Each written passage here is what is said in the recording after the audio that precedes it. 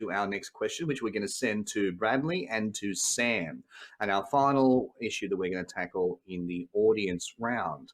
So, our next question is in regards to being friend zoned, and the question is sent to us by Paul. Paul says, I am really attracted to a girl I've known for a long time, but just as always happens to me, I am friend zoned. How do I turn this around? Okay, Paul, I don't want to put you specifically on blast, so this goes out to everyone who believes they're in the friend zone, and I'm going to lean into the mic for this one. Get over it. Move on with your life. Find someone who actually wants to be with you, because the girl you're pining for is not interested, and she never will be.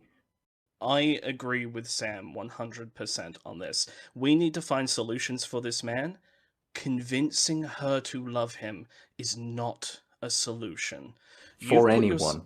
if he's put himself out there and he's put his feelings on the line and she has said that she just wants to be friends, I understand that hurt. I understand the pain of heartbreak and he has a right to grieve his heartbreak. But he Absolutely. can't use that he can't let that grief fuel a desire to change someone else's feelings. He would not like it if someone was to come to him and tell him your feelings are invalid, you need to change them for the sake of me. He can't do that to her. I completely agree, but let's assume that this is an ongoing problem for him. I mean, let's take the individual girl out of the equation. I agree, she doesn't like him, that's never going to change. She enjoys the friendship and he shouldn't lose that. But what if this is a symptom of an ongoing issue, that he's being constantly friend-zoned by all women? What is it that he's doing wrong, and how can he do better to prevent being put in the friend zone in the I future? think that it's a tough one here because it's very much an individual by individual basis. I mean, people are going to be friend zoned for different reasons, especially if it's happening fairly consistently. Okay, so I think we'd have to have a bit of a sit down with Paul, have him talk us through his usual courting techniques, and that way we could figure out if this is more on the romantic comedy side, where it's just a big, unfortunate such situation, or if it's more on the red flag side, where he's actively Hmm. doing something wrong, and then we can approach this situation from a different perspective. Men who don't have a lot of confidence tend not to be very attractive to women.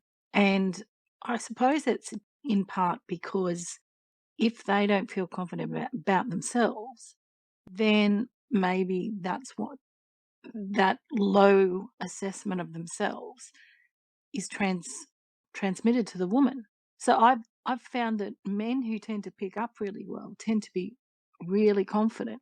Having said that, you can go a bit too far and get creepy.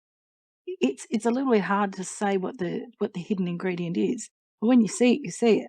I think it needs to be organic. Would you agree, Bernadette? Yeah, Yeah. yeah. Working too hard is always going to be Mm. off-putting. This goes back to what Sam said to start with, and that is that this is not organic. It's not happening naturally, but he does have something important. I mean, he's talking about being friend zoned as if it's a bad thing, but you have a friend. Exactly. If you were going into every interaction with somebody that you could possibly be attracted to, if you're going to every interaction with the idea of romance, you're always going to be presenting a censored, sanitized, unreal version of yourself in the hopes of getting them to like you. You Yeah. need to get over the thought of every interaction being an opportunity for a relationship, whether it be sexual or romantic. When you can show the real version of yourself is when people will know whether they can invest in you romantically or sexually. I agree. It's really, really good input. And Paul will hopefully we'll be able to get you on for a bit of a chat with the think tank so we can get to know you a little bit better as well. So we're going to take our last break of the evening, and when we return, it'll be our final segment of the think tank, and that will be our focus group area, where we're going to turn a bad Hollywood reboot into a good film. Stay tuned.